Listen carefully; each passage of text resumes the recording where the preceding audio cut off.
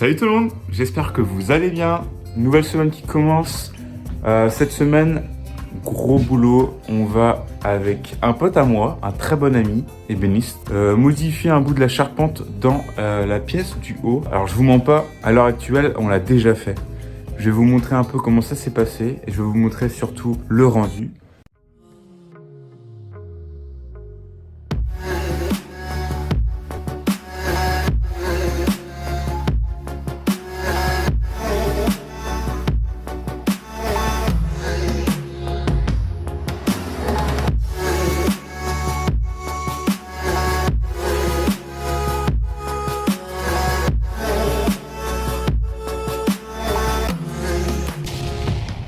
Je sais pas si vous vous souvenez, mais il y avait un bout de charpente, un bout de poutre en chêne qui avait été grignoté vraiment un maximum de par toutes les années où il y avait une fuite au-dessus. Donc la fuite d'eau arrivait à ce niveau-là de la poutre et la grignotait vraiment, là on le voit bien au cœur, il y a vraiment plus rien quoi. Tout ça là c'est vraiment de la charpie, ça part en cacahuète. Donc clairement ça me faisait peur, ça nous faisait peur et la charpente pouvait potentiellement se casser la gueule.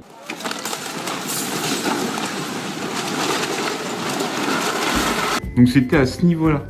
Donc là, comme vous pouvez le voir ici, on a, avec les fissures là, une infiltration d'eau à l'intérieur. Ici aussi. Et c'est à ce niveau-là que la poutre était positionnée. Et l'eau descendait directement dessus. Ce qu'on a fait avec mon pote, alors je vous montre, c'est ça. On a rajouté des jambes de force ici pour soutenir cette poutre-là, du coup, qui allait jusqu'à gauche, jusque dans le mur. Alors je sais, la jambe de force qu'on a rajoutée, elle est devant la fenêtre, mais c'est une fenêtre à bâti fixe qui ne s'ouvrira jamais. Et j'avais pas trop le choix. Clairement, je pouvais pas faire autrement. J'ai vu ça avec un charpentier et bon, il a dit que c'était une bonne solution. Et avec Mathilde, ça nous plaît quand même, ça ramène quand même pas mal de cachets. Il y aura cette poutre ici qui sera pratiquement apparente intégralement, avec un mur là-bas en placo blanc, le mur derrière aussi. Donc il va y avoir quand même pas mal de charme. Et en plus de ça, cette poutre ici, elle était vraiment très basse par rapport au niveau du sol. Et comme vous vous le souvenez, le niveau du sol, je l'ai rehaussé de 10 cm parce qu'on avait une sacrée pente. Donc, on avait 10 cm de moins de hauteur par rapport à cette poutre. Alors clairement, moi je fais 1m84 et je passais vraiment comme ça, fallait que je me baisse. La poutre arrivait à peu près là. Donc une galère. Clairement, c'était pas possible tous les jours dans une chambre matin et soir, etc. de se baisser autant. Et ce que je peux donc faire aujourd'hui, c'est continuer et surtout finir le parquet OSB de la chambre. Et avant de vous montrer tout ça, je vais vous faire un petit timelapse avec mon pote de comment on a monté cette nouvelle poutre. Allez, c'est parti.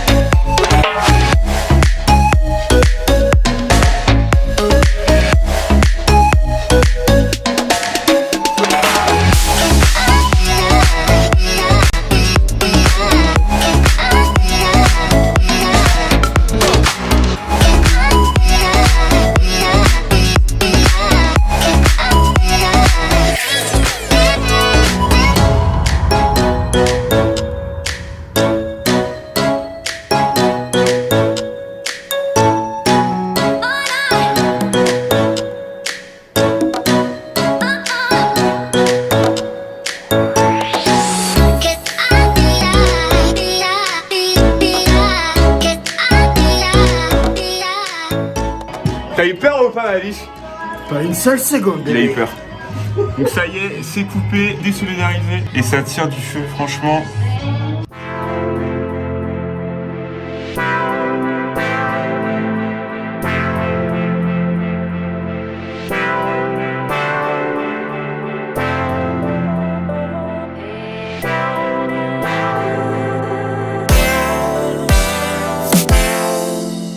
Pas mal, non? Ça rend super bien. Et franchement, on a bien bossé. On a fait ça en une journée. On a fait d'autres petites bricoles dans la maison aussi. Donc super content et ça fait vraiment plaisir d'avoir un collègue sur le chantier avec moi. De pas être tout seul, franchement, de temps en temps, ça fait vraiment du bien. Mais bon, hein, la plupart du temps, je suis quand même tout seul comme aujourd'hui. Il faut avancer et c'est comme ça. Bon, allez, maintenant, je vais poser le reste de dalle OSB sur le sol. Allez, c'est parti, je vous montre.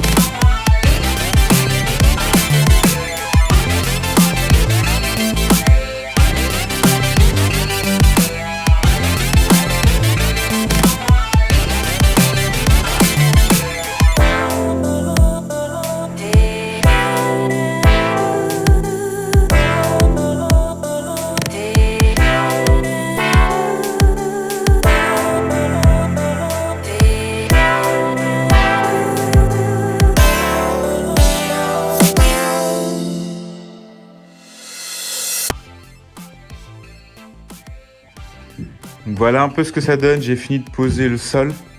Clairement, j'adore, j'aime trop. J'aime trop, ça crée un petit sas à l'entrée de la chambre. Donc là, comme je vous l'avais dit tout à l'heure, on aura la porte. Petit sas ici avec une hauteur un peu moins importante par rapport à la chambre en elle-même. Donc on arrive ici, on aura la fenêtre devant. Ici, alors soit un placard, une commode ou de la déco, ce genre de choses. Et là, hop, on arrive avec la poutre. Et on a juste qu'à monter une marche et on arrive dans la suite. Suite parentale avec au fond une salle d'eau complètement ouverte sur la chambre. Et de ce côté-là, sur le mur, donc mur en pierre apparente, on aura un dressing apparent. Et ce dressing-là, il va être vraiment chouette. On vous montrera ça un peu plus tard, je pense. Dites-moi en commentaire si ça vous plaît, si l'aménagement vous plaît, le fait d'avoir la poutre ici qu'on a rajouté vous plaît ou pas, si vous auriez fait autrement, etc. Ce que je vais vous montrer, c'est l'avancement de la cour. Parce qu'avec Mathilde, on a mis un gros coup de bourre dedans, tous les deux, et à deux, ça a été bien plus rapide. Donc voilà la cour. Le gros trou qu'on a fait du coup avec Mathilde, qu'on a fini. Les évacuations d'eau, donc le tuyau de la maison, il arrivait ici. Donc on lui a mis un coude et on l'a fait partir directement dans la cave là-bas. On a remis des remblais par-dessus et après ce qu'on va faire, c'est qu'on va mettre des caniveaux à fente le long de ce mur-là. Également le long de ce mur-là jusque-là. Ici, on aura une descente de gouttière qu'on peut voir là. Et là, pareil, descente de gouttière qui va venir jusqu'en haut ici. Donc là, les évacuations d'eau pluviale, on va faire fin de semaine, je pense. Bon allez, je vous montre tout le travail qu'on a fait avec Mathilde.